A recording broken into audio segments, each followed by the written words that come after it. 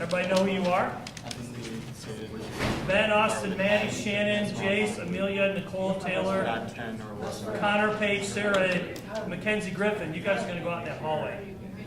After the opening statements. Hey, if this goes south, I love you. Good touch. All right.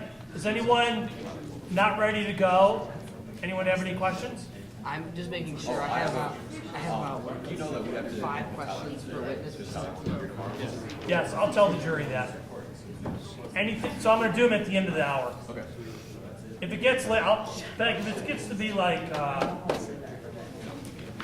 what time do we get? 10, 15, 10, 16? No, 10, 24. 10, 15-ish. I'll have my phone out too. Just remind me it's 10, 15, then I'll eventually call that. I'm going to address you, Your Honor. Yes. Or judge, yeah. All right, you guys, during the trial, be quiet. All right, be respectful. Witnesses, if you know your stuff, you're going to be fine. Okay. Don't make up something that's crazy. Just stay in your character. And if they ask you a question you weren't expecting, just pause a minute and think about what's a logical answer.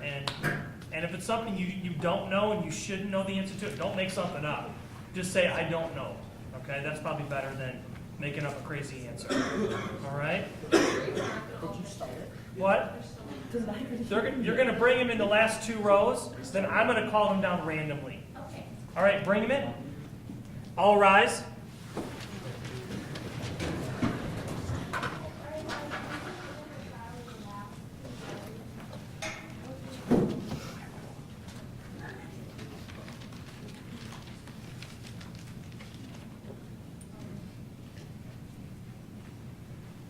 Yep, just go all the way down and grab a seat, guys.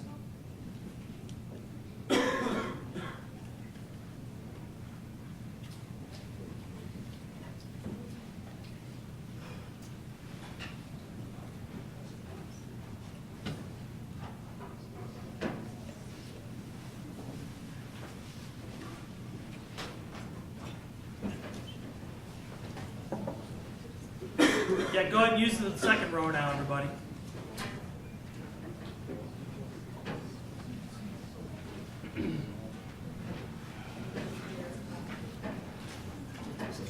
Everyone, you may be seated. Thank you.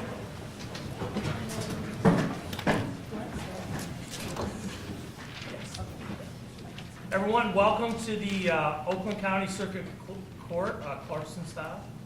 We really appreciate it. Ms. Englehart, thank you in advance for letting us use your class as our jury. In a minute, we'll do jury selection, and that's going to be really brief, but I'm going to randomly call your name, and if I mispronounce your name, I apologize. As I said the other day when I came to see you, I'm Mr. Zittel, I'm the judge today. We have the prosecution team. Will you turn and introduce yourselves to the jury? Hi, I'm Dylan Erskine. My name's Eden Diver. And they'll be representing the people of the state of Michigan. They are trying the defendant. And then we have a defense team. Will you please rise and state your names? I'm Jenny Soul. I'm Paige Manning. I'm Austin Hearn. Okay, and our defendant? Wyatt Mueller. Thank you. Now, in a criminal case, the prosecution has the burden of proof. So they'll be putting on the majority of the case, and then the defense can react to that and put on their own defense. It's your job as jurors to decide the verdict in the case, and I will decide the sentence. So once the trial's over, you're going to be deciding the verdict in this trial. Now, I'm going to give some basic information. So just kind of listen, and then if you're down here, I'll ask you some more questions about your availability and your, I guess, eligibility. The prosecution is alleging in this trial that the defendant, last December 1st, 2017, murdered a young woman in his apartment building. And this murder occurred sometime between 7 p.m. and 10:30 p.m. You'll hear from a witness that they're estimating 9:30 the murder actually occurred. The prosecution is alleging that the defendant committed first-degree murder and killed this woman. And I will define for you what the different types of homicides are, because you will have a choice in the end. Now, this case happened again a year ago. So you're gonna hear testimony when they talk about last year, so don't be confused. It didn't happen like last week. It happened literally a year ago. Before I tell you more about it, I'm gonna randomly choose you as jurors. So if you hear your name, come on down and take a seat. Please fill the back row first, and then we'll fill the front row after that. All right, our first juror is Addison Mcdaniel. Oh, he's not here. Okay. Of course, I picked the one person not here. All right, let's try Laura Cash. Again, if I pronounce your name, I apologize. So, ma'am, please go all the way across, and if that seat's kind of out of whack there, go ahead and adjust it. Next, we have Alyssa Exline. Oh, and I should have said this. I think I told you, if you wish to take notes, you can. You can bring your notebook with you and something to write with.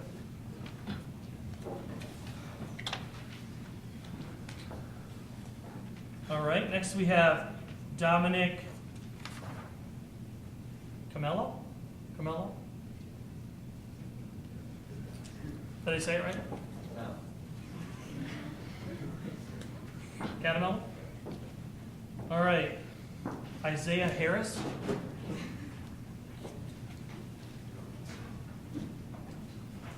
Joshua Adams.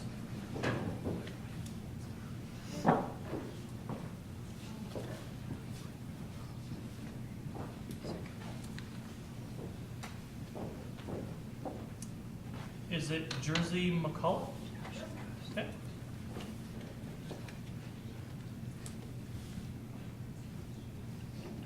Ashton Anderson.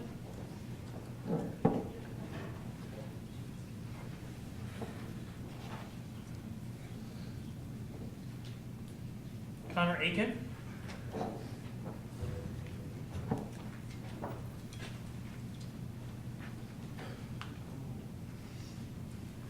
Owen Huff.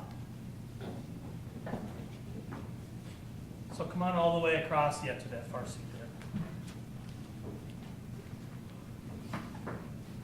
Tate Ferris.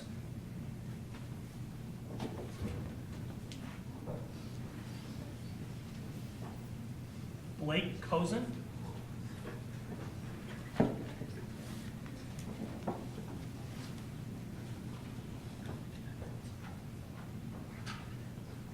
Jacob Havel. If you would, don't wear hats or hoods in the court. They're really strict about that. William Waite.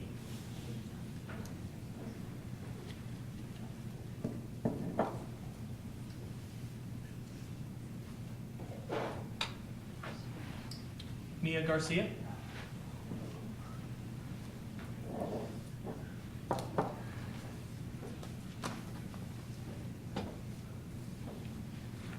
Okay, now it's possible some of these jurors may be excused for a variety of reasons, so listen to the questions because you might be answering them yourself.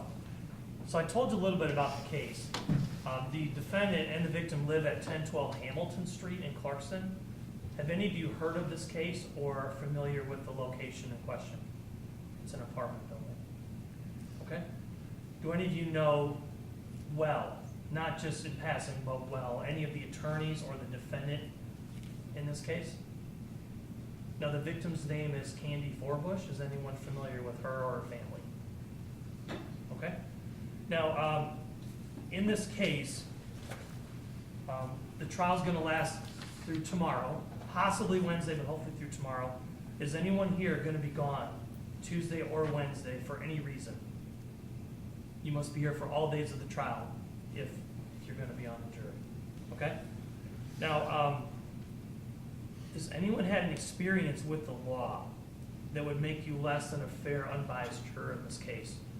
By that I mean, has anyone been arrested, or has anyone got in trouble with the police, or anything like that? I guess you might not want to admit to that, huh? Has anyone in your family, close family member, been killed in the last 5 years? Okay? Does anyone have hearing or vision difficulties that would make it tough to hear or see what's going on during the trial? Okay. I'm satisfied that we can proceed with this case, so you guys are going to be our jury today and tomorrow. Would you please stand up and raise your right hand?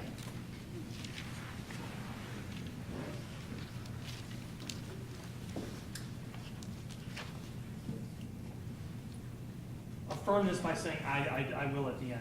Each of you do solemnly swear or affirm that in this action now before the court, you will justly decide the questions submitted to you, that unless you are discharged by the court from further deliberation, you will render a true verdict, and you will render your verdict only on the evidence introduced and in accordance with the instructions of this court. So help you God. Please say I do. You may be seated. Thank you. And all I ask is that you listen and pay attention to the proceedings. You will have to think back to things during the trial, and that will be very helpful that you remember everything that happened. Now, I want to talk about one thing before the trial starts, a couple of things really. In a criminal case, the defendant is presumed to be innocent. This means that you must start with the presumption that the defendant is innocent. This presumption continues throughout the trial and entitles the defendant to a verdict of not guilty unless you are satisfied beyond a reasonable doubt that he is indeed guilty. Now, every crime is made up of parts called elements. The prosecutor must prove each element of the crime beyond a reasonable doubt. The defendant is not required to prove his innocence or to do anything at all. If you find that the prosecutor has not proven every element beyond a reasonable doubt, then you must find the defendant not guilty. A reasonable doubt is a fair, honest doubt growing out of the evidence or lack of evidence. It is not merely an imaginary or possible doubt, but a doubt based on reason and common sense. A reasonable doubt is just that, a doubt that is reasonable after a careful and considered examination of the facts and circumstances of this case. Now, if the if the prosecution has proven its case beyond a reasonable doubt, you are certain that the defendant did the crime, then you can and should return a verdict of guilty. If they have not proven that, then your verdict should be not guilty. Okay? Any questions about that? Now, at the end of the trial, I will define for you the crimes that the defendant's being charged with, and so you will have the elements, so you'll be able to look at those and decide for yourself whether or not they've met their burden or whether they have failed to prove it, and that'll obviously dictate your verdict. Okay? Any questions at this time? I'll have a few more instructions for you at the end of the day today, but we'll hold those for later. A criminal trial begins with the prosecution going first, since they have the burden of proof, followed by the defense every step of the way. The first part of the trial is called the opening statements. Each side gets a chance to talk to you and lay out their theory of the case and what they're claiming happened. It is not evidence, it is simply their theory of what they're hopefully going to prove. Prosecution, you are first. Whoever's going to go, take the podium and begin. Ladies and gentlemen of the jury, we gather here today in the wake of tragedy. Mr. Wyatt Mulick stands here accused of killing Miss Candy Forbush. He did so premeditated with malice and vengeance in mind. We gather here today to administer justice. On the night of December 1st, 2017, Candy Forbush was murdered at 1012 Hamilton Street with hammer blows to the skull. He committed this heinous act because his feelings for Miss Forbush were one-sided. The relationship was almost non-existent. Miss Forbush had no romantic intentions. When the defendant discovered she had another date, he was overcome with rage. He made plans to kill her and succeeded. He attempted to set up an alibi, but failed. He took the life of Miss Forbush and left her in a pool of her own blood, while trying and failing to destroy and hide evidence. We know the defendant committed this heinous act because his fingerprints were found on the murder weapon. The blood that was found at the crime scene along with the body matched the victim's. Many witnesses nullified his alibi. He tried to wash bloody towels, which matched the victim's blood. He failed to create an alibi and lied every step of the way. And a picture that was found in his apartment and his behavior was very similar to that of a stalker towards this woman. We know that it is first-degree murder because in the fact that was premeditated, meaning he had an intention to do it beforehand. The killing was committed as Miss Forbush is dead.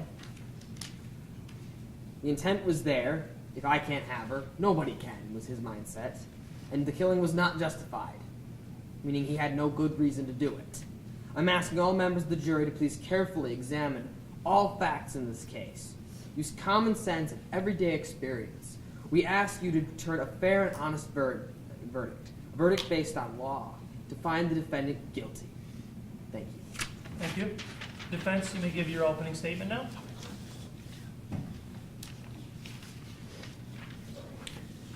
Ladies and gentlemen of the jury, as the prosecution has now given you their presumption of the evidence, I would like to explain some of the evidence given.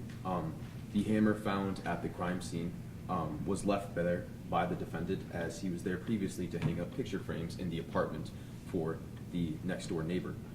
The relationship of the two was existent. The Candy had given a picture to Wyatt, and the roommates even admitted this. And one day, Wyatt went to pick her up from work. When she told him that she had a date with another man, Wyatt left and never saw her again that day. He did not care.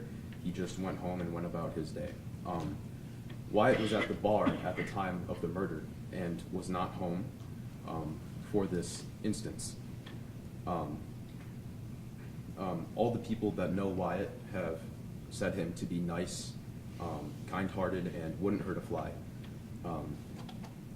And in no way was this murder premeditated. If there was a murder committed by Wyatt, there is no proof of Wyatt wanting to commit this murder or having any motive besides a simple date with another man.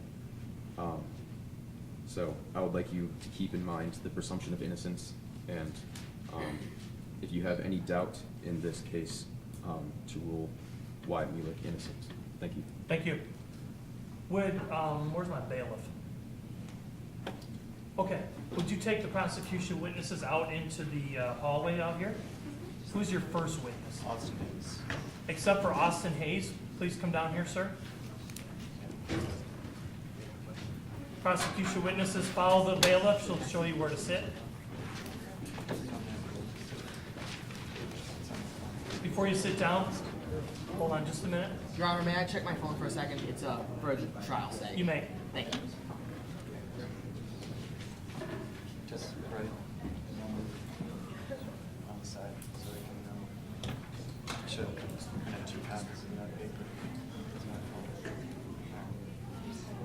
phone. Okay, please raise your right hand. Do you solemnly swear or affirm upon penalty of perjury that the testimony you're about to give is truthful? I do. You may be seated. Please state your full name and spell your last name for the record. Sergeant Austin Michael Hayes, Hayes. And just keep your voice up nice and loud because it's for the record. You may proceed.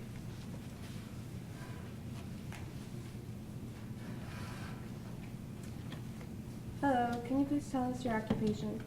I'm a police officer for the County Sheriff's Department. Okay, and how much experience do you have?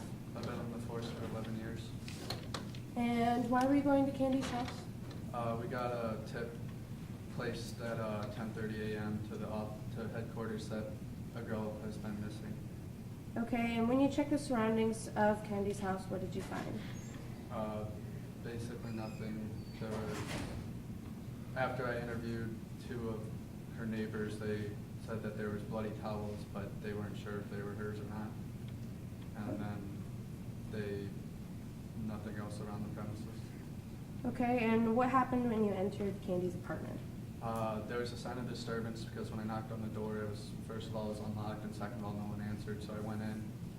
And when I entered, I noticed a large purse full of Candy's registrations on the kitchen table. Okay, and what did you do next when you saw the body?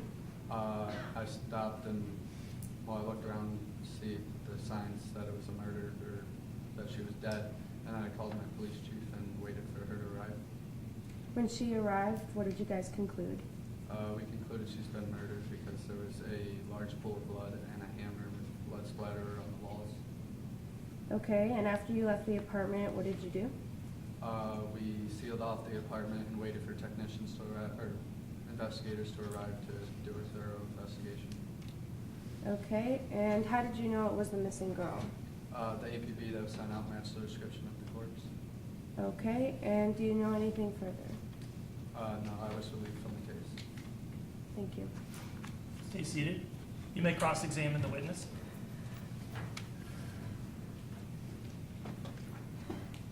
Okay, Sergeant Hayes. On December 4th, you reported to the scene where Candy was murdered, correct? Yes. And one witness told you that they had heard his car coming and going, Wyatt's car, correct? And another witness told you that they had seen the defendant with Candy the night of the murder. Yes. But neither witness told you that they heard him being aggressive or saw him being aggressive with her. No. And so you knocked on the apartment door and there was no answer.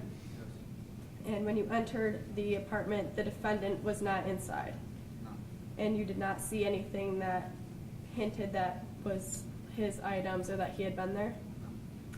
No. And you issued for immediate holding of both Maddie McCusick and the defendant, correct? Yes.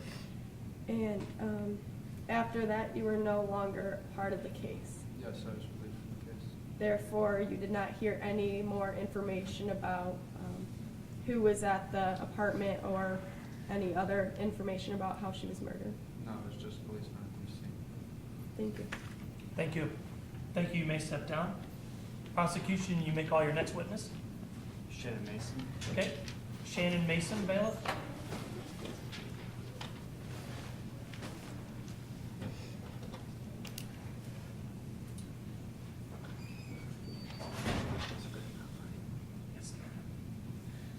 Please raise your right hand and face my clerk.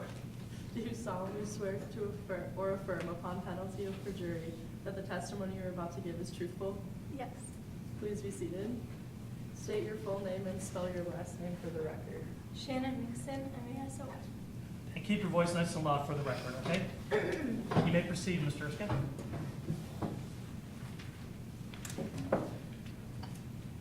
Good morning, Miss Mason. Good morning. I'm just going to be asking you a few questions on the trial. Okay. Who did you send to the scene of the crime? Sergeant Hayes. And do you trust him? I do. He has 11 years of work experience. After he arrived, he called you, correct? Yes. What time and when did the call arrive? The call arrived to the station at 10:30. I sent him over. He arrived at around 11, and I arrived at the scene a little after 11. What did you do when you arrived? Together, me and Sergeant Hayes conducted a walkthrough of the apartment. And what did you find during this walkthrough? We discovered that we discovered a body. We discovered the murder weapon next to the body. We discovered large quantities of dried blood all around the apartment. We also discovered that it wasn't a burglary because nothing was missing from the apartment. The purse and the wallet was still there along with the winter coat. What was the next steps to your investigation? I then sealed off the crime scene and I called in the State Crime Bureau investigators. Maddie came soon after, the roommate of the deceased. What was done when Maddie arrived? I took her in for interviewing, and once I was satisfied that she wasn't like a suspect anymore, I then allowed her to go into the apartment under supervision to gather a few personal items. I also suggested that she find somewhere else to live just because her home is now a crime scene. Afterwards, when you got expert investigators to report to the scene of the crime, what were their main findings? Their main findings were that there was a kind of a beginning to a love relationship between the victim and the defendant. And the victim was killed by blunt force trauma to the head. There was large quantities of dried blood around the apartment, so the body had been there a few days. Also, the victim and the defendant entered the apartment together, and the defendant stayed there until the end.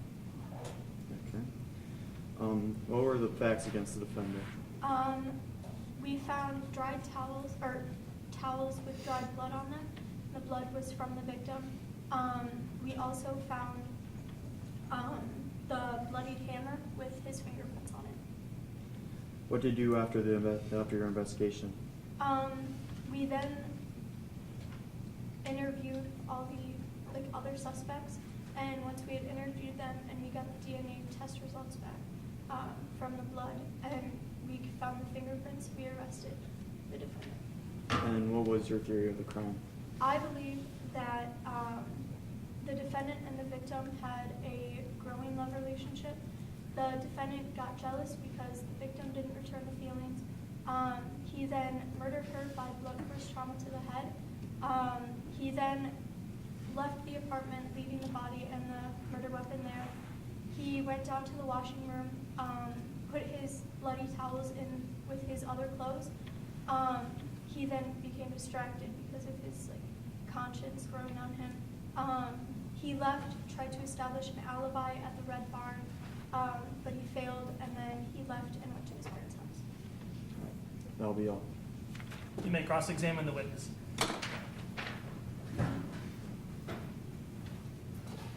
Good morning. Good morning. Okay, so on December 4th, you sent Sergeant Hayes to the scene of the murder for routine investigation, correct? Correct. And he informed you then that the crime was very serious, so you headed there. Yes. And while talking to you, he never mentioned that the defendant was at the crime scene. Mhm. And he never mentioned that there was any proof that he had been there. No. And from the expert witnesses, you heard that there was no blood of the young man, the defendant, in the apartment, correct? Correct. And none of his belongings were present. Correct. And his fingerprints were on the hammer left at the apartment. Yes. But isn't it possible that the defendant could have used the hammer for its proper use, helping the young woman earlier? I suppose, yeah. And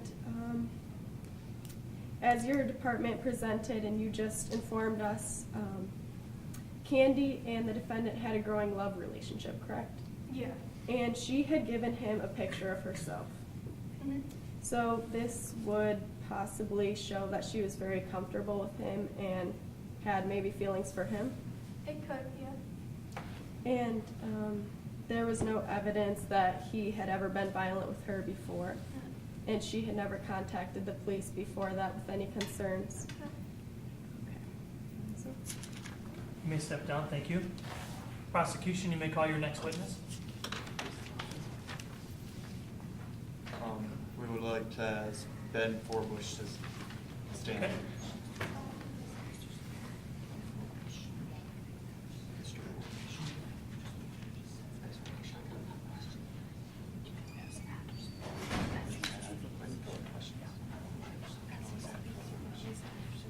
This way, sir.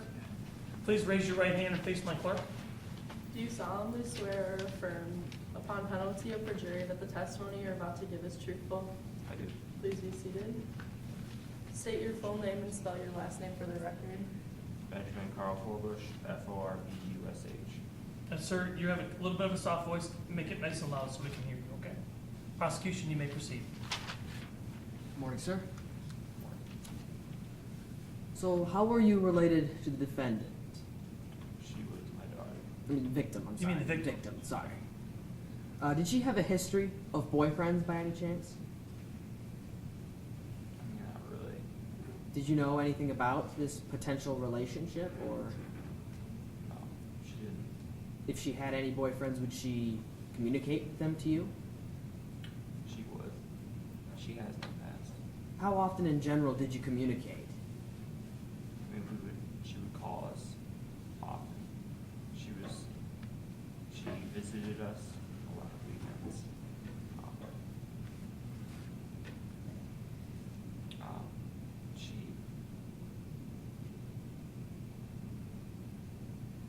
She would talk with us a lot. Sorry. It's all right, take a moment. Proceed when you're ready. What means did you use to communicate? We would talk on the phone. Try to keep your voice up, just so, because for the record, okay? All right. We would talk on the phone.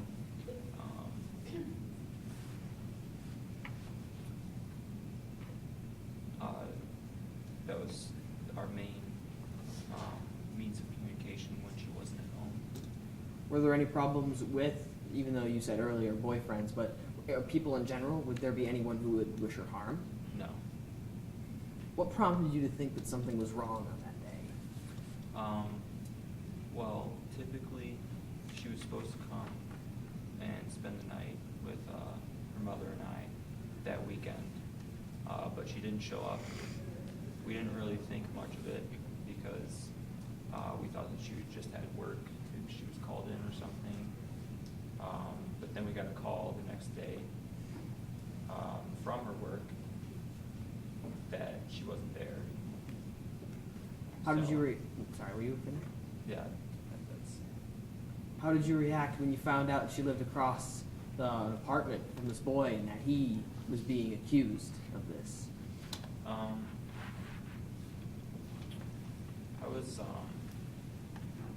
I was a little angry, especially since he was being accused. We didn't know that about him at all, so yeah. All right, that'll be all. Thank you. You may cross-examine the witness. Yes, stay there, sir. Good morning, sir. So earlier the week of the murder, you stated that your daughter mentioned she would come home for the weekend. And you said it was not alarming when she didn't show up, correct? And you said that she was angry, or that you were angry, I'm sorry, that she had never mentioned there was a man living near her. But do you think if she would have had an issue with the man, she probably would have told you? So, I feel like she would have communicated. so is it possible that she never told you about him because he seemed harmless and posed no concern or danger to her, so she didn't feel that she needed protection from her parents? And you suggested to the police that he may have attempted to sexually assault her, correct? Yeah. And but there was no evidence to show this, correct? And You gotta say the answer out loud. Yes. so this is just a theory, and there is no factual backup to that. Yes. And she never stated or had any issues before with sexual harassment or assault. She hasn't had any issues. Thank you. Sir, thank you. You may step down. Prosecution, you may call your next witness. We would like to call Maddie M. to the stand. Akusha.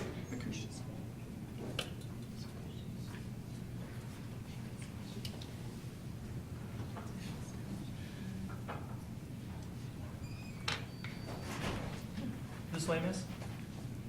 Before you sit down, raise your right hand. My clerk will swear you in.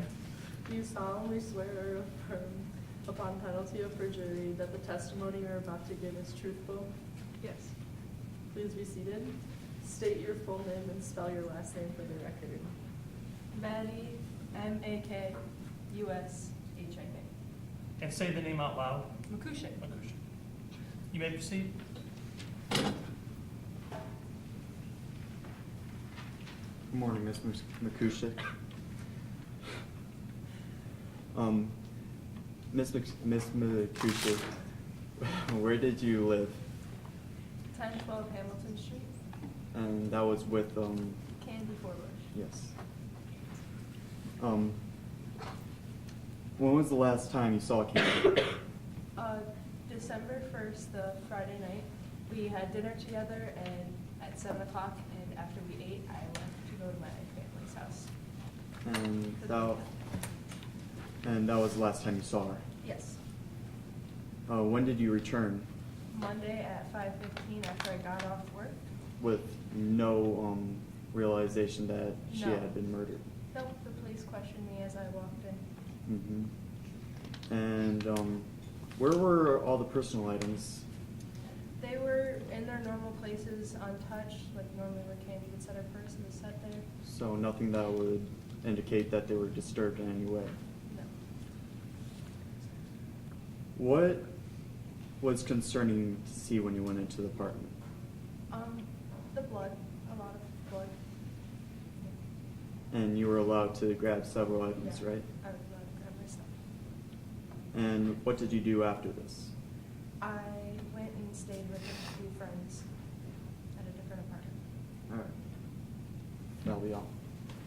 You may cross-examine. Good morning. So you were the neighbor, or you were the roommate, I'm sorry, of Candy at the time of the murder. Yes. And you shared a bathroom with the defendant, correct? Yes. Common bathroom. And you never had any issues with him in the bathroom at all? No, And you never noticed anything odd about him? not personally, no. And he was never violent towards you or Candy, correct? Normally we just go to the bathroom and do our own business, and And even in passing, he was never violent to you? No experiences, okay. And he never expressed any signs or threatened either of you guys that he could pose danger? no. And the last time you saw Candy was on Friday, December 1st, 2017? Yes. And you ate dinner with her that night? Yes, at 7. And you don't recall seeing him that night, though, do you? No. And so you left that night around 7 p.m. and didn't return until Monday when you found out she was murdered. And everything in the apartment had been left intact when you entered, correct? Yes. And nothing looked familiar to you that could have been the defendant's in the apartment? And you are now away from that apartment building, correct? Yes. Thank you. Thank you for your testimony. You may step down. Prosecution, you may call your next witness. We would like to call Nicole Nicholson to the stand.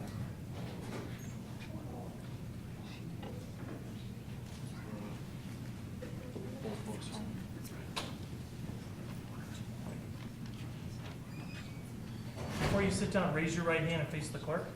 Do you solemnly swear or affirm upon penalty of perjury that the testimony you are about to give is truthful? I will. Please be seated and state your full name and spell your last name for the record. Nicole Ann Nicholson, Nickelson. You may proceed. Morning, ma'am. So, how did you know the victim? I was her boss.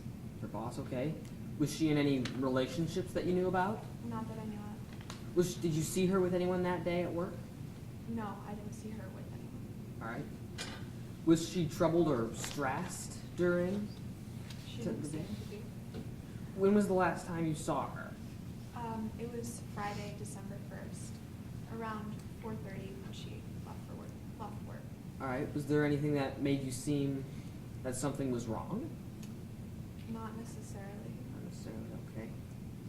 Like you said, she wasn't acting different that day. Okay. Well, that's all I have. Thank you. You may cross-examine.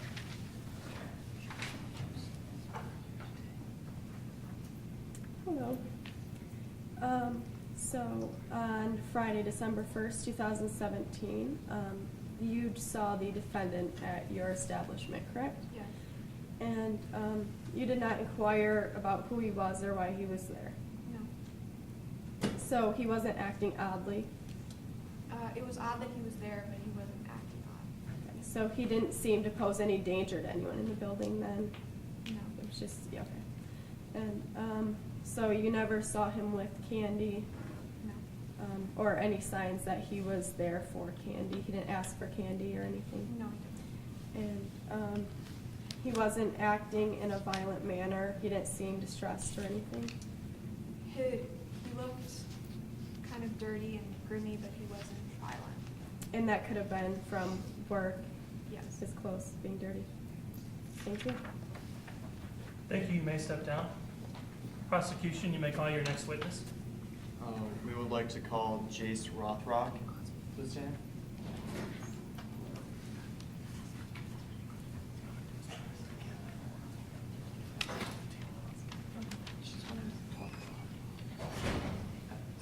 this way. Before you sit down, raise your right hand. The clerk's going to swear you in. Do you solemnly swear or affirm upon penalty of perjury that the testimony you are about to give is truthful? I do. Please be seated and state your full name and spell your last name for the record. Jace Rothrock, Jaycerothrock. You may proceed. Morning, ma'am. So, how long have you been in your line of work? 20 years. 20 years, all right. Have you done any murder cases before? Well, first, will you, for the jury, establish what is their line of work so they know who the witness is. What is your line of work? Pathology, All right. Do you specialize in anything? biology, chemistry, medical. All right. What did you do on December 4th? I was called in by the police to collect and analyze blood samples from the apartment 1012 Hamilton Street. All right. What did you find on this search? There were a great amount of blood samples from the living room. Blood found on 2 walls. An analysis under that blood showed that they were the same type to other samples found elsewhere in the apartment. There was also blood found in the basement as a result of seepage through the living room floor. Fruit jars along the basement wall were speckled with a sufficient amount of blood stains, and the blood remained in liquid form for several days. There was blood found on the head of the hammer that was the same type and description as blood also found elsewhere in the apartment. There were 2 towels seized from the library room by police that were found to be the same blood type and description as blood found elsewhere in the apartment. All blood tested was that of a human being, type A negative, which belonged type as Candy Bush, and the body was found face down. So this blood does match Candy Forbush, yes? What did the autopsy find? The autopsy? Just so it's clear for the jury, you did the autopsy, correct? Yes, You I did examined it. the body? I examined the body. What I found was that there were 3 1-inch diameter blows to the cranium. 1 was found on the occipital bone in the cranium, in the back. As a result of the blow to the occipital bone, there were many fractures that penetrated through the cerebellum. There were 2 blows to the right temporal bone, right here, and the fractures severed through the carotid artery. As a result of the carotid artery being severed, 4 to 5 pints of blood were lost approximately, and there was bruising on the anterior cranium or the forehead. Would you say within a degree of scientific certainty that this was the hammer used to kill Candy Forbush? All right. Do you wish to enter that as an exhibit? Yes, sir. All right. So is that the hammer that you examined for the blood? Okay, any objections? All right, we're going to admit that as Exhibit A. All right. You can set it on the table for now, and the jury can look at it later. That will be all. Thank you. Okay, stay there, ma'am. You may cross-examine the witness.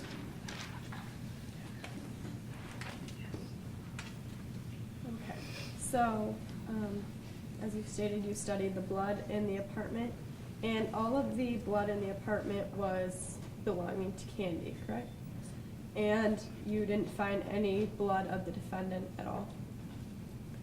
And is it possible that if he was fighting with the victim or using the dangerous tool like the hammer, he could have possibly started bleeding at some point? If he had hurt him or injured himself, then yes. Okay. And you found, so in your searches, you found nothing that indicated he had been in the apartment at all, correct? That's all. Thank you. Thank you. You may step down. Prosecution, you may call your next witness. We would like to call Sarah Laverne to the stand. Who's the next witness? Sarah Laverne. Okay, she's gonna get him. Get her. Get her.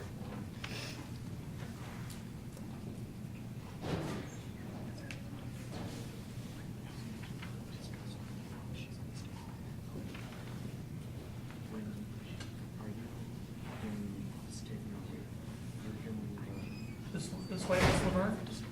Will you please raise your right hand?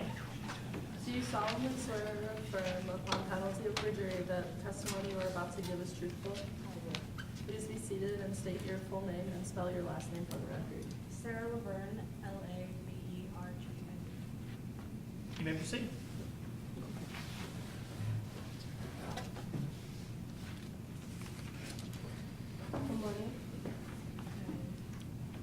What is your occupation? Receptionist. Okay, and when did you date Wyatt? Last August until November. Okay. Try to keep your voice up a little bit, okay, so the court can hear you well. And how was your relationship at the start?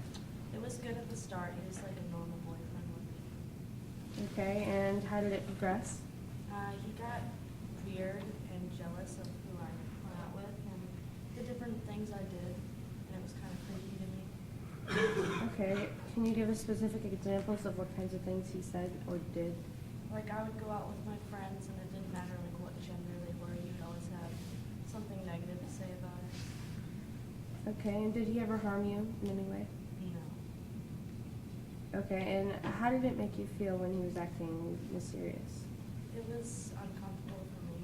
I wanted to get out of it. Okay, so when did you guys break up? November, the last November. Thank you. You may cross-examine the witness. Stay here, Ms. Laverne. Hello. Okay, so your ex-boyfriend, who is the defendant now in this case, was one who made you feel uncomfortable, correct? Yes. And he became controlling over you, you said. Yes. But he was never violent against you? No. And he never threatened you? He never said he would kill you or anything like that?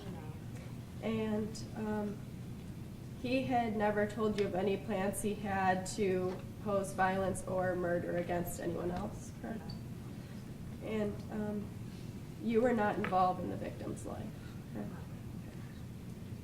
And in the beginning of the relationship, you said all was good and he was like a normal boyfriend to you?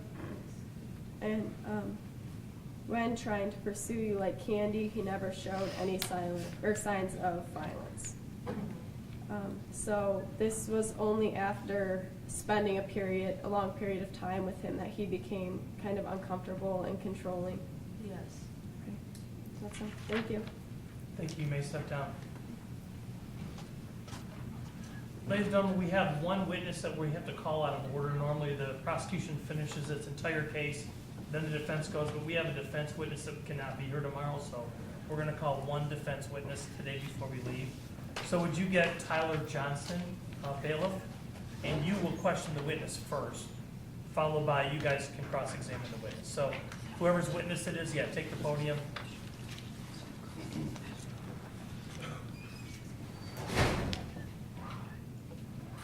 This way, sir, before you sit down, raise your right hand and face my clerk. Do you solemnly swear or affirm upon penalty of perjury that the testimony you are about to give is truthful? I do.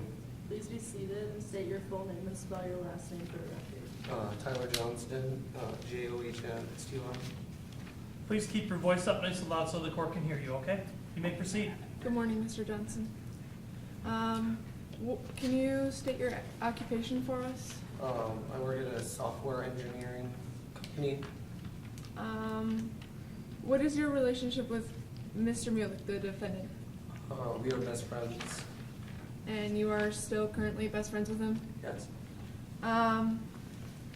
When did you meet Mr. Mulek? We met when we were children. We were both raised on the same street. What is his normal demeanor on a day-to-day basis? Nice. He's a great guy. Did you see Mr. Mulek on the day of the murder, Friday, December 1st? I did not. Did you see him any time later that weekend? No. Thank you. That will be all. You may cross-examine.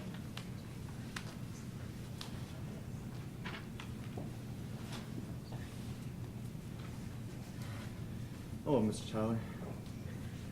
Monk. I'm sorry about that. You... Mr. Johnston. Yeah, you are the employer of the defendant, Mr. Mulek, right? No. Best friend. He's his friend, yeah. You didn't see him at all on the night of December 1st, right? No. There was no evidence that he was with you or where he was at? No. Has he ever mentioned candy to you? No, not that I'm aware. And would he tell you of such relationships if there was one? Yes. So do you find it odd that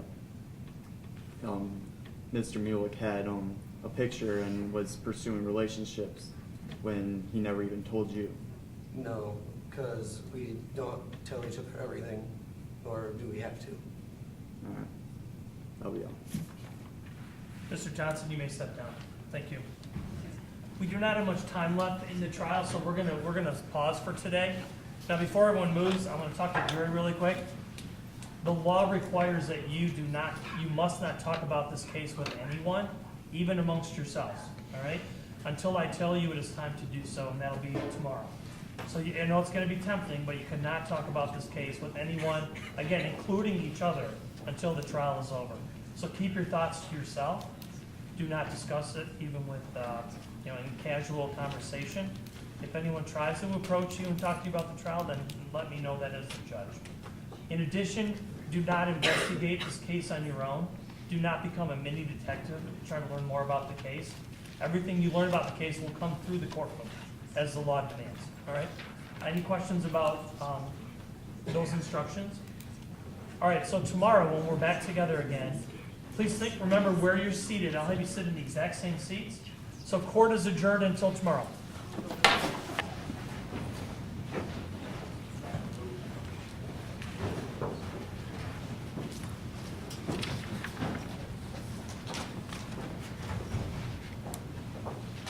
Thank you. You may be seated, everyone.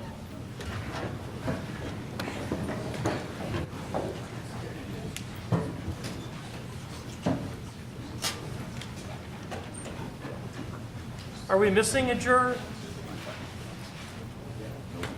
Oh, okay.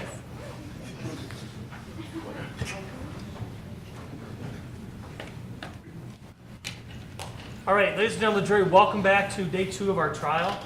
We are still in the middle of the prosecution's case. Once they rest, then the defense will put on their case, and then we'll go from there. Prosecution, you may call your next witness. Calling Connor Lawrence to the stand. Okay, Mr. Lawrence, please approach. Please raise your right hand before you sit down. Do you solemnly swear or affirm upon penalty of perjury that the testimony you're about to give is truthful? I do. Please be seated. Please state your full name and spell your last name for the record. Connor Lawrence, Lawrence. And you're a little soft-spoken, just keep your voice nice and loud, okay? You may proceed.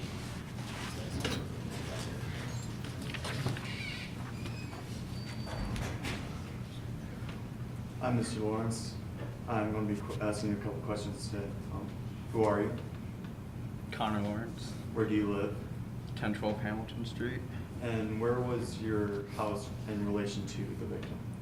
upstairs neighbor. You're the upstairs neighbor. Were you home on the night of the first? Yes, all day. Didn't hear anything unusual? Just the washer after 10 p.m. Nothing unusual you saw that day? No. How about the second? Went down to do my laundry, and I saw what looked like Wyatt's clothes left in the wash, along with some stained towels. Now, you live next to Wyatt for quite some time, right? Can't recall.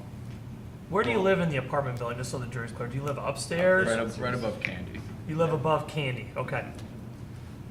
But you would know what he usually wears? Yes. What's his usual style? Just his work clothes. And you saw the red towels? Yes. The bloodstained towels? Yeah. They were with what seemed to be Wyatt's clothes? Yeah, left in the wash. And you reported that the bloody towels that you saw were with Wyatt close to the police, right? Yes. So, do you believe the clothes belonged to Wyatt? Yeah. All right. No further questions. You may cross-examine. Good morning. So, the night of December 1st, you do not recall hearing any screaming or calling for help? No. And while doing your laundry the next morning, you did find towels left by someone else? Yes. And, but this had happened many times before, so it was nothing out of the ordinary, correct? Yeah, it's happened before. Okay. And the clothes of the defendant you found had no blood on them? Correct? Yeah, there's no blood. And you recall meeting the defendant on multiple occasions before? Yes. And you found him to be very pleasant and friendly? And he was never aggressive towards you? No. He never told you of any aggression towards anybody else? No. And he never told you that he had any issues with Candy, whether that's violent or... No. That's it. Thank you. Any follow-up questions for the witness? All right, thank you, sir. You may step down. You may call your next witness. Colin Pace, Stottlemyre to. Okay, Ms. Stottlemyre.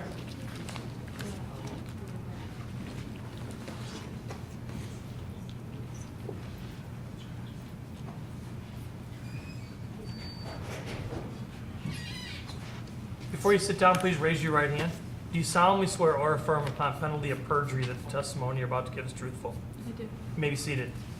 Please state your full name and spell your last name for the record. Paige Stottlemyre, S-T-O-T-T. All right, you may proceed. Good morning. To start, what is your occupation? I'm retired and living alone. Okay, and where do you live? 1016 Hamilton Street. Okay, and what did you do the night of December 1st? I was alone in my apartment and I ate dinner around 6:15. Okay, and did you see or hear anything that night? I did hear Wyatt's truck leave around 10 p.m. He's a loud car, so I can hear it from my apartment. Just so it's clear to the jury, you live at 1016 Hamilton Street. Where is that in relation to the apartment building? I live right next to Candy's. So you don't live in the apartment building, you just live next door In in the a apart- separate Yeah. facility. Okay. Okay, and I'd like to put this into evidence. Okay, first approach the witness and show it to her and have her verify that that's the truck. Okay, so is this the truck? Yes, 2018 black GMC pickup truck. Okay, fantastic. And you said that it had a loud muffler, correct? Yes. All right, do you wish to admit that as an exhibit? Yes. Any objections to the admittance of that picture? Okay, it is admitted. You may refer to it with any other questions if you want.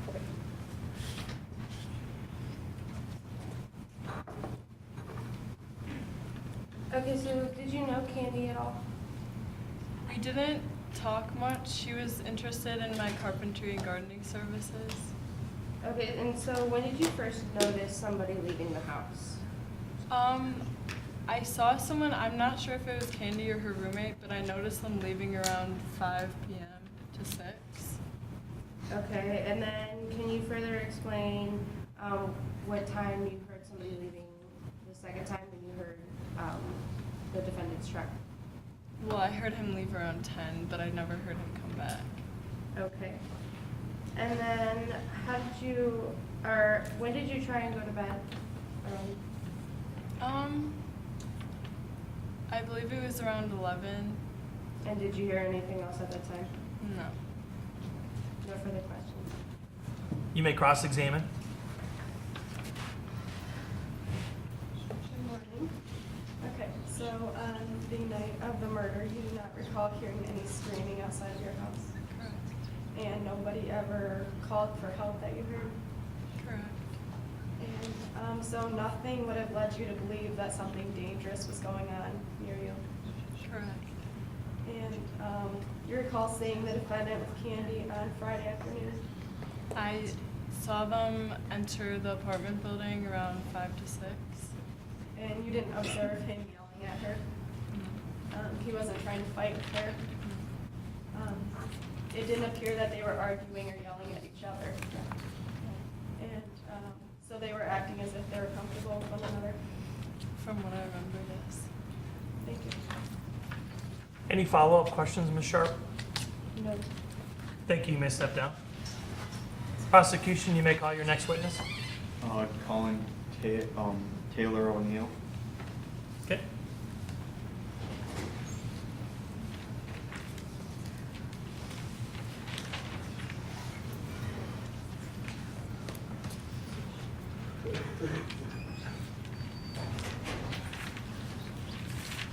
Sir, before you sit down, stay standing and raise your right hand. Do you solemnly swear upon penalty of perjury that the testimony you're about to give is truthful? I do. You may be seated. Please state your full name and spell your last name for the record. Taylor Robert O'Neill, Taylor, O''N'. You may proceed. And just keep your voice up and nice and clear so the court can hear you, okay? Hello, Mr. O'Neill. Howdy. Can I ask you where your occupation is? Yes, I work at the Red Barn Tavern. You work as a bartender, right? Yes, I do. Were you working on the night of December 1st? I was. Was the defendant at your bar? He was. When did he arrive? He arrived around 10:30. 10:30. Was there anything acting strange about the defendant? Not at first. I mean, he acted a little bit nervous and a little bit shifty, but that's what a lot of customers are like. But he came up to me and he asked me a question. He said, "Do you remember that young couple over there when I was around here around 9:30?" And when I told him that I hadn't seen him around 9:30, he just drank his drinks and left. You never saw him arrive around 9:30? I did not. He arrived around 10? He did. Okay. How long did he stay? About 30 minutes, maybe an hour, around there. Not too long. In which he left? Can you repeat that? In which he left soon after? Yeah, he did. All right. No further questions. You may cross-examine. Hello? Hi. So, you recall the defendant making an odd statement about a couple being in the bar, and you thought that he arrived later than that, correct? Yes, So your bar can become very busy at times, right? it can. And Friday nights, which the murder occurred on a Friday night, those are typically bar nights for people. Yeah, And so it's possible that you may have not seen him prior to your interaction. it's possible. And you don't make people sign into your bar, do you? I do not. So you have no record of who comes and goes, No, but I do have a pretty good memory. and you have no record of what time people are coming and going. No, So you have no proof that he was not in the bar earlier than you thought. no, And you said he was acting on edge, but this wasn't unusual for the customers. correct. And you didn't like, or you didn't know the guy, so it's possible that this was just how he normally acted. Possibly. And he never told you that he had hurt someone? No. And he never was violent towards you or aggressive towards you? He was not. So, thank you. Any follow-up questions? Yes. You have no reason to lie, do you? I do not. All right, that's it. Thank you. You may step down. You may call your next witness. Calling Mackenzie Griffin to the stand. Okay.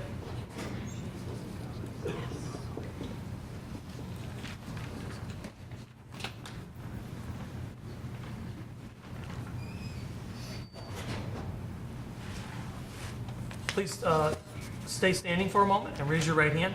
Do you solemnly swear or affirm upon penalty of perjury that the testimony you're about to give is truthful? I do. You may be seated. Please state your full name and spell your last name for the record. Mackenzie Griffin, Griffin. All right, you may proceed. Good morning, ma'am. How long have you been, what is your profession? I'm a clinical and criminal psychologist, All right, how long have you been a psychologist? 25 years. 5 years. You questioned the defendant, right? When did you question the defendant? As soon as he was brought in for questioning.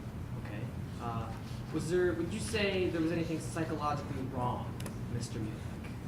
Off first impressions, no, but after further analysis, yes. Do you know anything about what about the further analysis? I was able to perform specific tests on the defendant. From this, I was able to do a PCLR test and a BPD self-assessment within his time in holding. So I have a specific diagnosis that I can give you. Okay. What did you diagnose him with? It is evident that he has signs of borderline personality disorder. Okay. Do you believe he had the capability of killing someone if he wanted to? from the symptoms that I can give for for borderline personality disorder, it has intense but chaotic personal relationships, unpredictable and dangerous compulsive behavior. Sometimes it includes inappropriate anger. There's confusion about self-image and the choice of careers or friends. So this could come from his conflictedness about candy. Do you feel he had after the whole case, do you think he had a motive to kill? I can't say for sure there's a motive, but I can say that the symptoms from borderline personality disorder would cause him to be able to commit this sort of crime. Thank you very much. Stay seated, miss. You may cross-examine the witness. So you found that the defendant has borderline personality disorder, but not all murderers have this disorder, correct? That's correct. And not all people with this disorder are murderers. And overall, your finding can't prove that Wyatt was the man who committed the murder? Correct. My findings can't conclude for a fact that he's a murderer, but the symptoms that he has can be able to cause this. And so therefore, your evidence has reasonable doubt that he was not the murderer. Thank you. Any follow-up questions, Mr. Diver? No, sir. Doctor, you may step down. Thank you. Prosecution, you may call your next witness. Calling Amelia T to the stand. Okay.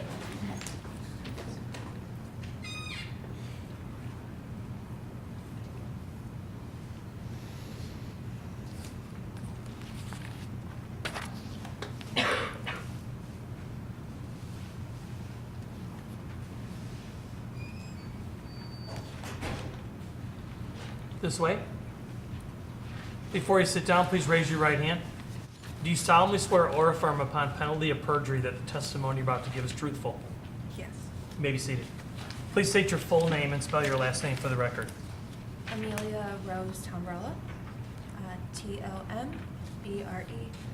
All right, and just keep your voice nice and loud for the record, okay? Okay.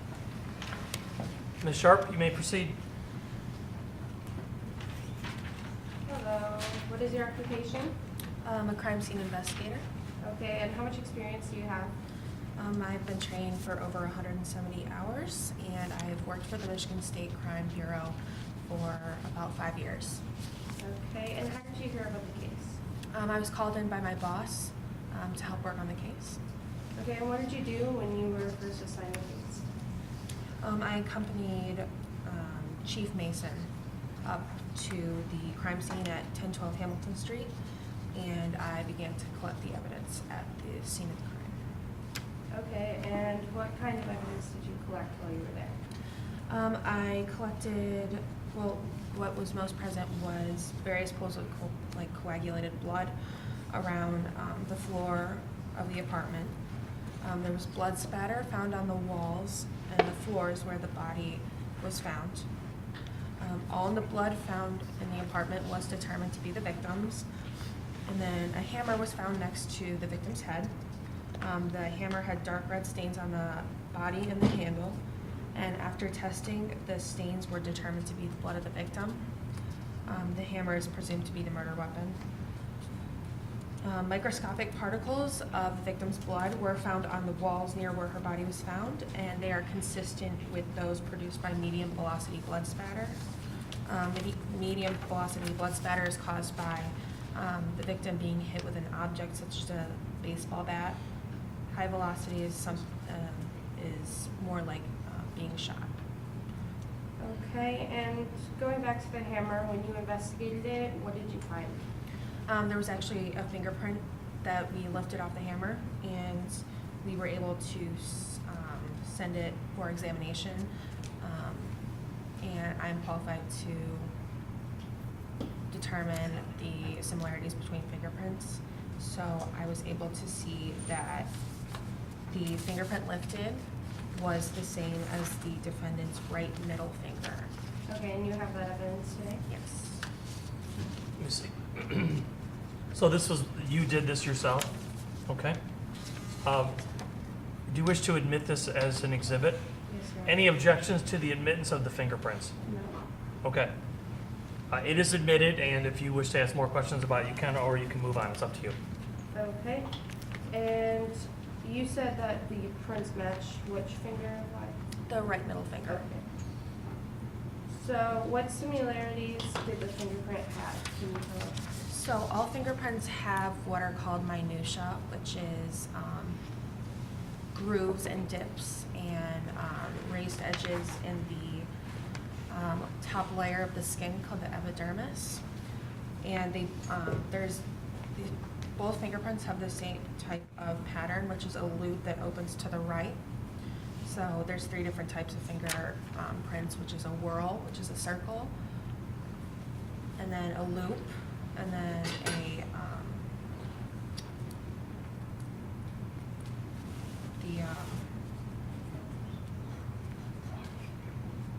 arch. So also the ridge enclosure, which one line splits into 2 and then comes back together, is present in the same spot, as well as a ridge bifurcation is present in the same area. Okay, great. And going back to the hammer, You may.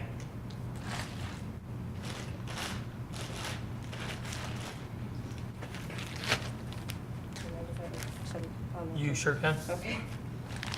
So about where did you find the fingerprint? Okay, and there's blood right on the top of the hammer, so you said that it was a medium velocity? Yes. Okay.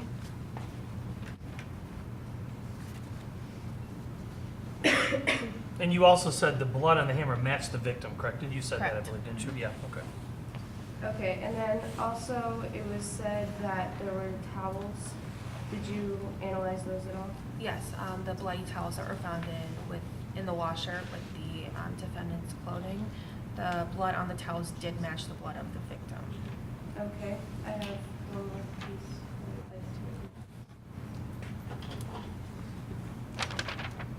Okay. So this is the victim, and you believe that the hammer was used on the head? Well, first have her verify is that the victim, and then we'll go from there. This is this. Okay. All right, before you ask questions about it, or do you want to admit it as evidence? Yes, please. All right, any objections to the admittance of the picture of the victim? No. All right, you may proceed. Thank you. So, just to ask, you said that this was, the hammer was used on the victim? Yes. Okay, and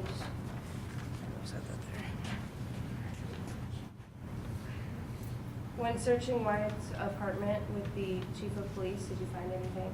We didn't find much. The only thing that we did find was a picture of the victim, Miss Candy Forbush, on the dresser of the defendant. Okay, and that's all. Thank you. You may cross-examine. Good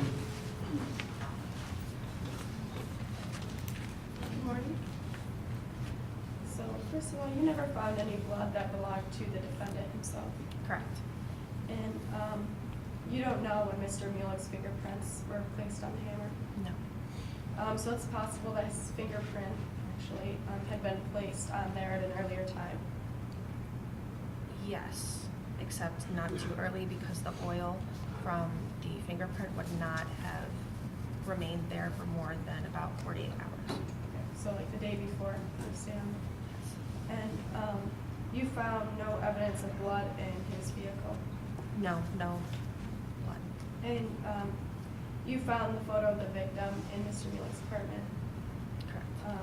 Are you aware that Ms. Forbush gave the photo to him No, I was not. herself? And so you never found any other evidence relevant to the case inside the apartment? No. So aside from the fingerprint, you found nothing else that would prove that he could be guilty? The bloody towels that were found in the washer were the only other thing that I would say would suggest that he was connected to the case. Okay, and you said there was blood splatter on the walls and also it would most likely get on his clothes. Correct. And, but there was none on his clothes. No. Okay. So it's possible that the towels could have been planted with his clothes in his laundry by someone else. Yes. That's all. Thank you. Any follow-up questions for the witness? No, Your Honor. You may step down. Do you have any further witnesses? The prosecution rests. Okay. Defense, you may call your first witness. Kendall Mulick. Okay? Kendall Muley?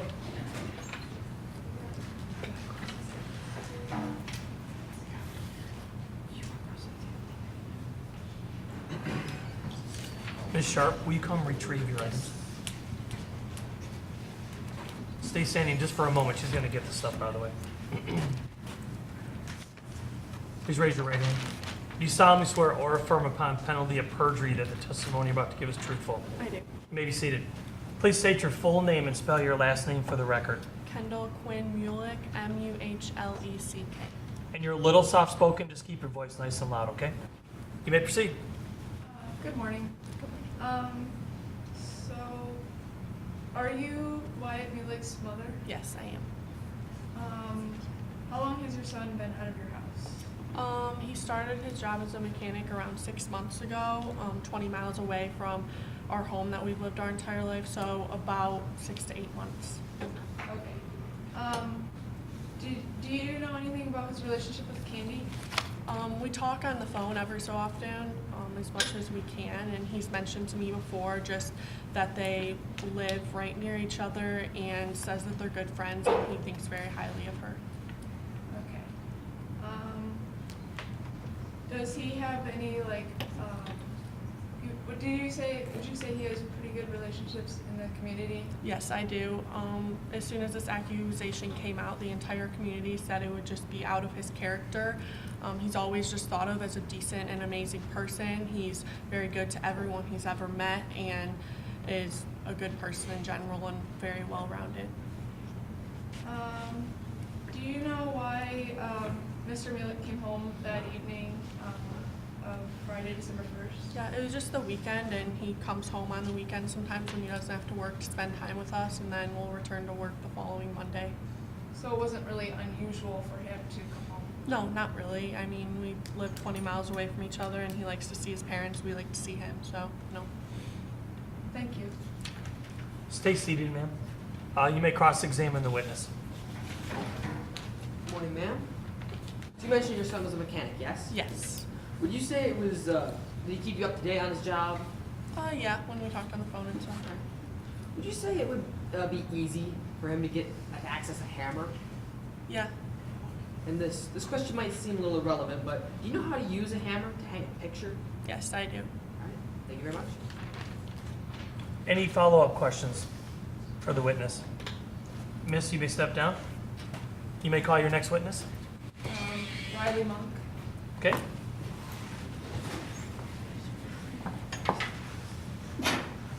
Bless you.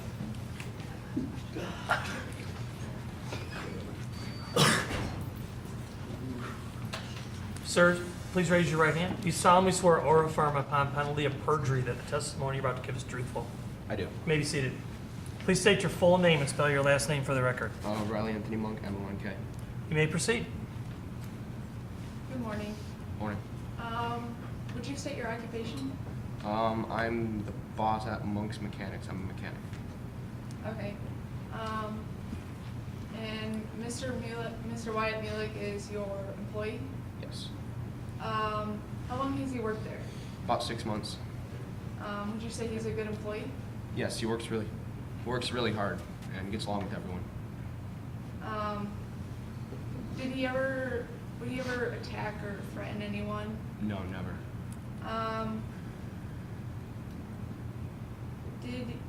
Did you see him Friday, December 1st, the day of the murder? Yes, I did. He worked that day. He left around 4 o'clock. Did you ever see him outside of work? I did not know. Okay. Thank you. Stay seated. Do you wish to cross-examine? Yes. Okay.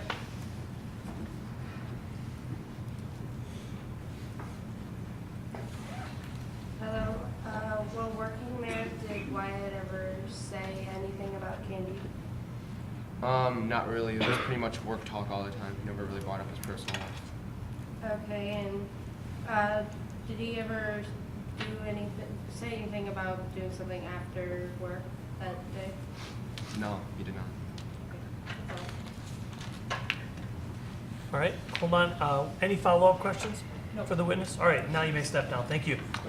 You may call your next witness. Wyatt. Mr. Mulek, please come over to the witness stand.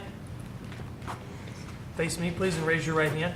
Do you solemnly swear under penalty of perjury that the testimony you're about to give is truthful? I do. You may be seated. Please state your full name and spell your last name for the record. Wyatt Matthew Mulek, M-U-H-L-E-C-K. You may proceed. Good morning, Mr. Mulek. How old are you? 21 years old. Where do you work? I work at Monk's Mechanic. How long have you been working there? Riley hired me about 6 months ago. And where do you live? I live at 1012 Hamilton Street, apartment complex. Where's that in relation to Candy? She's my neighbor. How close would you say you are with Candy? Pretty close. We met when I moved in there, and we've been hanging out, becoming closer, and in my eyes, developing what was a relationship. Did you see her anytime the week before this incident? Yes, I did. What were you doing? I picked her up from work on Friday. Okay. After you picked her up, what did you do? She told me that she had a date with another guy that night, so I left her and drove away. Were you mad about that? Yeah, I was frustrated because I felt like I had been let on. Okay.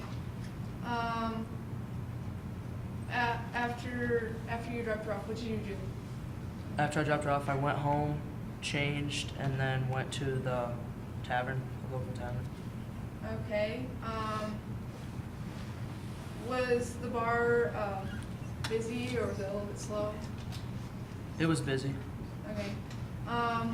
After going to the bar, what did you do? After I went to the bar, I went home, grabbed some clothes, and then drove to my parents' house. Okay. Did you have a conversation with the bartender? No, I didn't. What time did you arrive at your parents' house? Around 1 a.m. When the police questioned you, what did you feel like this? I didn't say anything at first about it because I was scared and I didn't want to get too involved in something I knew nothing about. Okay. Did you know about the towels that they found? No, I did not. Thank you. You may cross-examine.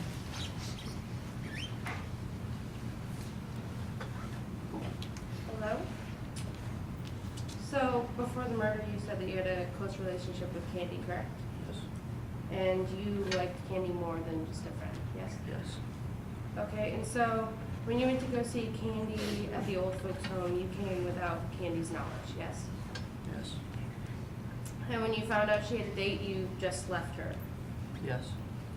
And then you slept until 10? Yes. Then you said you changed and you put your clothes in the laundry? Yes.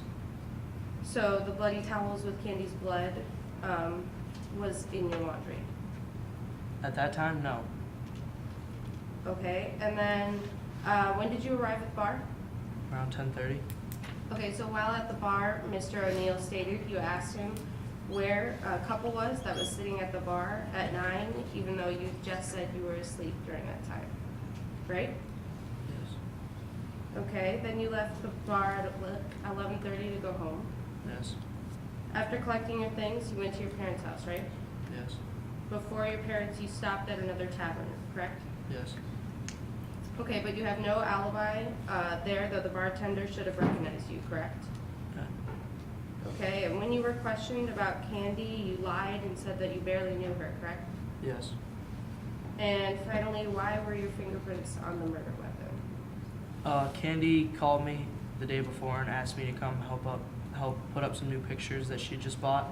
So me trying to be a good friend, trying to impress her, I went over and helped her. Thank you. Any follow-up questions for the witness? So you just helped her hanging up pictures, right? Yes. Thank you. You may step down, thank you. Do you have any final witnesses? All right. Now the trial is over regarding the witnesses. We now go to closing arguments. Each side gets one final chance to speak to you and lay out again the kind of their theory of what happened in the case and what they've proven. The prosecution goes first, followed by the defense. You may give your closing argument. Okay, ladies and gentlemen of the jury, we would like to establish the only fair verdict to find the defendant Wyatt Mulick guilty of first-degree murder. We all know that the murder of Candy Forbush took place December 1st, 2017. With the evidence presented to you, we have determined the defendant guilty of this crime. The defendant did this deliberately and had malice intent. On December 1st, Wyatt entered Candy Forbush's apartment and intended to kill her, and succeeded, though he left one thing: the bloodied hammer with his prints. As the prosecution, we must prove to you the elements of first-degree murder that is used in the case. This burden of proof, the prosecution has done beyond a reasonable doubt. The 5 elements on first-degree murder is killing of another person, killing without justification, killing is willful, killing is deliberate, and killing is premeditated. Here's why we believe that first-degree murder is fit for Wyatt Mulick. There was no just reason for Candy to have died, and it was intended or willful due to the hammer needed to kill her with obvious force. Finally, it was deliberate and premeditated, proven by the fact that he needed a hammer and needed to hit her with a lot of force, then proceeded to try and cover his tracks by attempting to establish an alibi and clean the apartment. Finally, some facts surrounding Candy's death is Wyatt had access to Candy due to the growing love relationship. Also, there was no forced entry because Candy knew Wyatt and the defendant's fingerprints were on the murder weapon. The defendant's clothes were found in the wash with bloody towels and Candy's blood. Finally, the defendant lied to the police about Candy and failed to provide an alibi not once but twice. These facts prove beyond a reasonable doubt that it was planned and executed by Wyatt when he attacked Candy with the hammer, resulting in her death. In conclusion, the defendant presented a feeble explanation to Candy's murder. The defendant's case was irrational and was based only on common sense. There is no reasonable doubt in the case. And I ask each of you to determine justice to the case using facts as you promised at the beginning of this trial. These facts have proven defendant Wyatt Forbush guilty of first-degree murder. Therefore, I ask you to return a fair and just verdict. Thank you. Wyatt Mulick, I believe, is the name of the defendant. Yes. Yes. Sir. Okay, just make that clear. Defense, you may give your closing argument. Ladies and gentlemen of the jury, I'd like to go over some things with you and explain some things. The hammer, the murder weapon found at the scene of the murder, was left there prior to that day, where he was hanging up the picture, so it's possible that his fingerprints were still left over. And it's not hard to not leave your fingerprints, be it a glove or something of that nature. Wyatt and the victim, Candy, were friends, and Wyatt would have no reason to want to kill Candy, meaning that their relationship was expanding and possibly going further since a picture of her had been given to Wyatt. And in the sense of this being first-degree murder, there is no proof of premeditation. There is no signs that this was planned or that he was purposely trying to kill her or even wanted to hurt her. Also, there is no eyewitnesses to this murder. Nobody saw Wyatt exiting the apartment. Nobody saw him going in at the time of the murder. There were no calls for help. There were no screams. There was no sign to anybody living in that apartment that she had been murdered that day. Also, there was bloody towels found in the wash. However, there was no blood found on Wyatt's clothing. And if you're going to bludgeon somebody's head with a hammer, you would think that the blood spatter that can make it to the walls would also make it onto your own clothing. However, there was no clothing found with blood splatter on it. And I would like to remind you again that if you have any reasonable doubt in this case that Wyatt did not commit this murder, to vote innocent, as you are obligated to if you have reasonable doubt. Thank you. Thank you. Ladies and gentlemen, the jury, the case now goes to you. I'm required by law to give you some jury instructions. I'll go over them briefly, and then I'm going to take you in the back hallway where you may deliberate on this case. So take one of these. And take one of those. Pass it.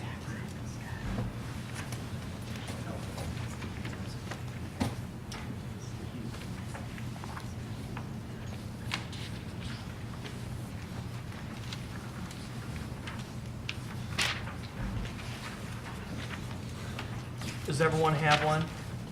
Okay. Now this is the jury instructions. If you look at the back of the first page, the defendant is charged with first-degree murder. The elements are listed there, so I've given you a copy so you can look at them. But there is also a choice that you have. You can also consider second-degree murder, and those elements are listed on the front of page 2. You may also consider voluntary manslaughter. That is listed on the back of page 2. So you are to consider first-degree murder. If there's enough for that, then you may vote guilty of first-degree murder. If there's not enough, you can then consider second-degree murder. You decide yes or no on second-degree murder.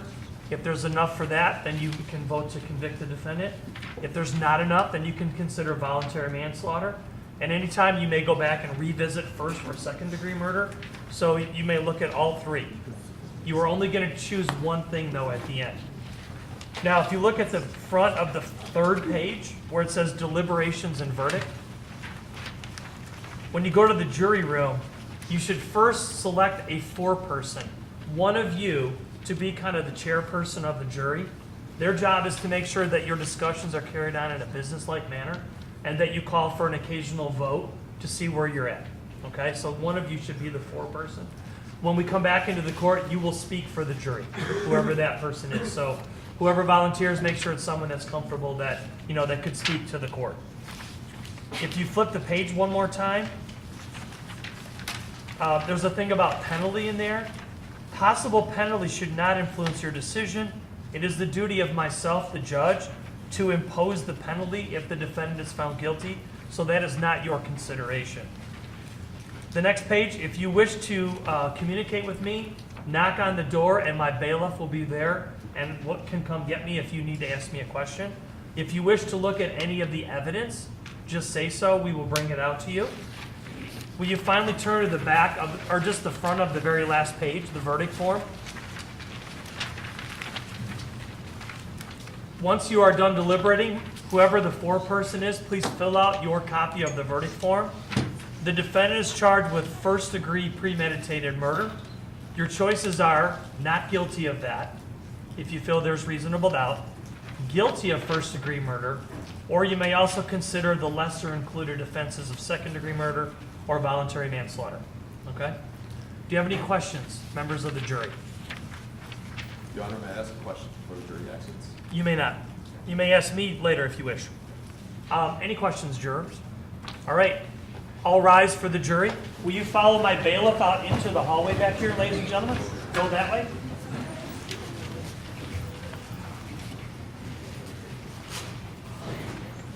You may be seated. Court is in recess until they return. Ready? So let's reconvene the court. Anybody not ready? Anybody not here? I think we're good, right? We got you guys. All right. Bailiff, bring him in if you would. All rise for the jury.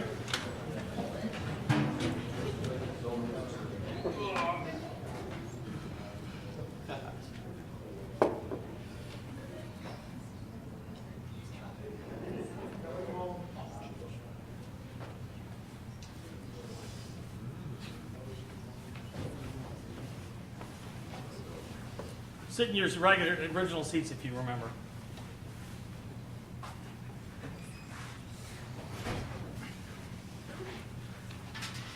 Everyone, thank you. You may be seated.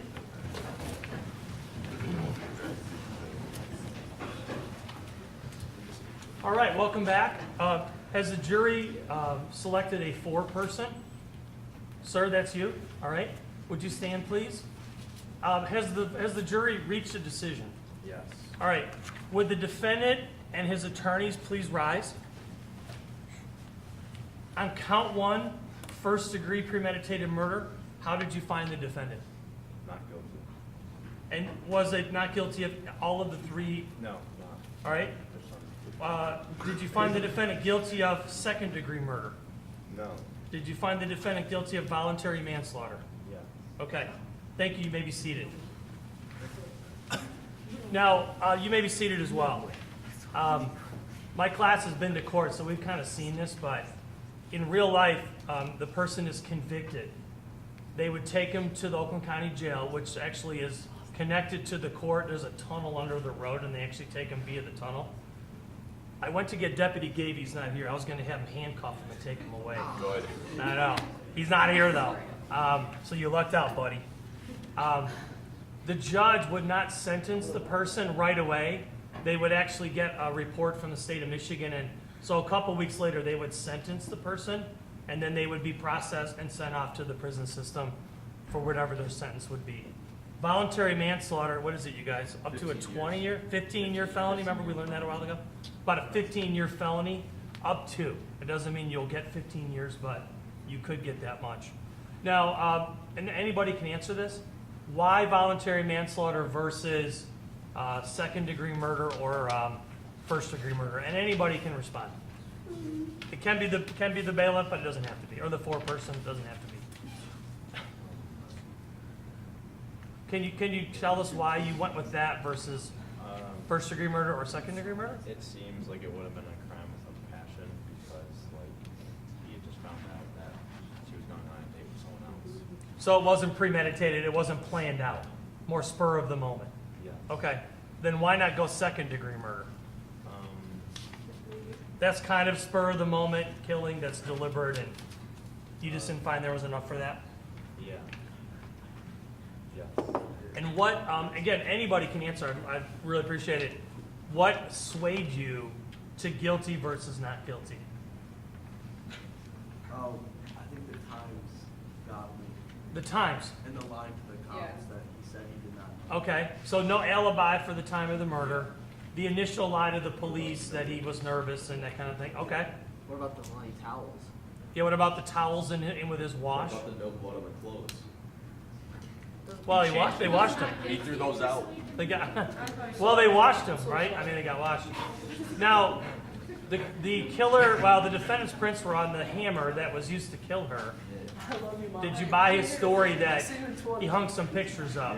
I bought it. You bought it? The thing is, there's a reason I asked. Wait, one at a time. Hold on. Why did you buy that? It would just make sense.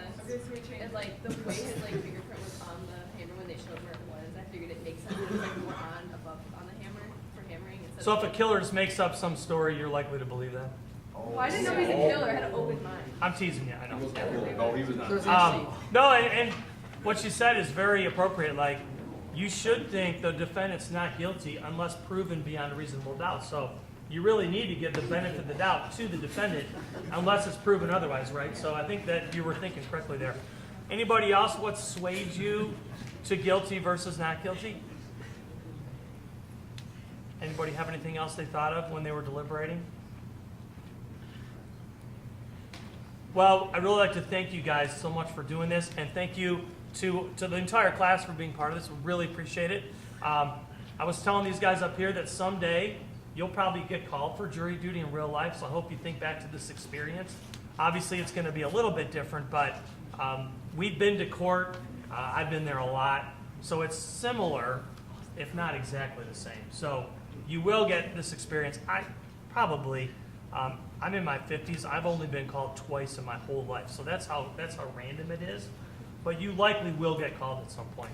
Will it be for a murder trial? Maybe not, but you never know. So thank you so much. Thanks again. We really appreciate it.